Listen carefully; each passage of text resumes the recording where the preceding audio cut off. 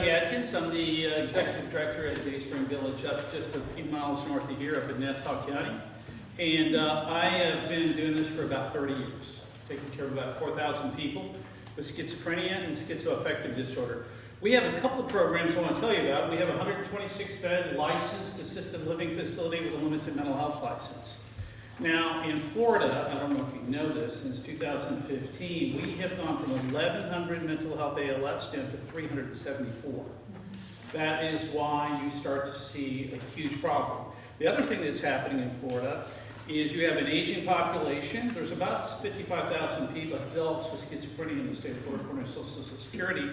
And that population of caregivers that have been caring for them are aging, which means the adults are now migrating, and of course, somebody has to start taking care of them. So, a lot of what you do is going to be very, very important as we move through the next 10 years. So we do a couple of programs up at Dayspring Village, one of which is a forensic step-down program. Back in 2007, I talked to the department, I started talking to them back in 2004 actually, about forensic redesign. So forensic redesign was certainly something that I felt pretty passionate about, and making sure that not everybody needed to be in a secured locked bed. And some people could be stepped down to a less secure bed, people who were charged under Florida Statute 916. Florida Chapter 916, if you were adjudicated not guilty by reason of insanity or incompetent to proceed, there is a conditional release plan process that would allow you to step down. So we have a step-down program. It's about 1 of 7 in the state, and we have about 35 of these forensic individuals. So that program has been very successful. We've processed approximately 147 people over that time, and we've just pulled the data actually, did a nice little scattergram, and really the recidivism rate was really remarkably low in terms of the number of people at post-discharge. Most of them return back to a home setting. That's our targeted placement, is making sure we find some sort of good actor back in the home. What we'll do is do a 3-day pass, 5-day pass, 10-day pass. We'll test, make sure that that placement's going to work, because we have to have evidence to go to the court. There's nothing more rewarding than driving down US 1, driving down the highway, and having a judge from Miami calling you and saying, Mr. Adkins, you are in open court. We have a few questions for you this afternoon, and you're getting the chance to go start talking about what is happening with this particular person. So the reality is you have to have evidence. What I learned is the judge wants to know, how do you know this is going to work? The other thing that we've learned over the course of time is when you want to make sure that the person's adherent to the medication, when you want to make sure that you've got good control of symptoms, it's not the dosing that matters.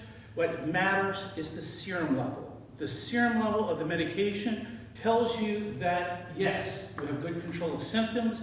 If the clozapine is what you're using, you need to be at 350. If you're not at 350, between anywhere from 320 to 350, guess what? Either they're not taking it, or you don't have good control. Or something is reducing the plasma concentration levels, or something is happening with that, you better start looking at that. So it doesn't have to do with dosing anymore.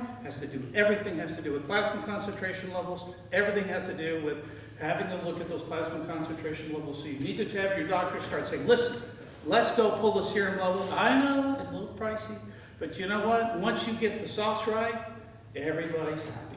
So the other program that we operate is called Sunrise. Sunrise is a transitional program. It's a program that creates a bridge for people to get out of the state hospital. Some of these patients that have had difficulty getting out of the state hospital, been stuck at the state hospital, it creates a mechanism that allows them to step across the bridge. We restore benefits. We have a whole team of people that works on benefit restoration. They're very sophisticated. They're very good. They've got great relationships, and they're very aggressive with Social Security in getting the dial turned and making sure that those benefits come on, Medicaid comes on. They're very sophisticated, making sure all of those processes work. And so guess what? It's a lot of hard work to make sure benefit restoration works, making sure the VA benefits come on, making sure Medicaid works, because listen, the reality is none of this is very, very well coordinated. And there's lots of gaps in that process and lots of gaps in that system, and so you've got to have your team really working hard on that. So a couple other things that we use point-click care. Point-click care is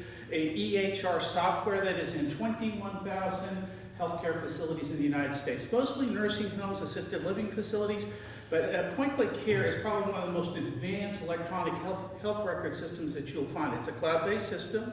It's very advanced. They use Tiger texting. It is Snapchat for healthcare. And so we have in Florida, this is the first facility in Florida that they've done this. They've configured it so that we can actually include our mental health providers, our pharmacy providers, our doctor providers, our cardiac renal providers that come in. Everybody's got it on their iPhone, and they can see in real time, within seconds, they know when a message has popped through saying changing condition, here's what's happening, yada, yada, yada, and within seconds, that stream of messages lights up in seconds in terms of everybody's on cue. What used to take a day, what used to take 2 days, what used to take a week, happens in seconds. And so you can start to see everybody, pharmacy, doctors, case managers, everybody's on notice instantly. And so that has really been a fantastic way for us to speed up the process, because when you're dealing with people who have antisocial personality disorders, guess what? You've got to speed up the response time faster than almost any other population segment on the planet. And I think most of you probably know that. So the reality is that the PEX card, we are using a new innovation to handle personal funds. So what gets everybody in trouble? Cash. Cash is the king for anybody, from substance abuse to mental health. That's a problem.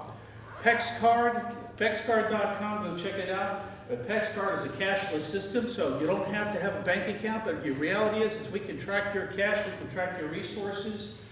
Everything's on a swipe, and more importantly, you can't use it to buy alcohol. We can restrict where you go with it.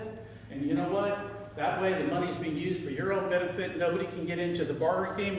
We eliminate the underground economy.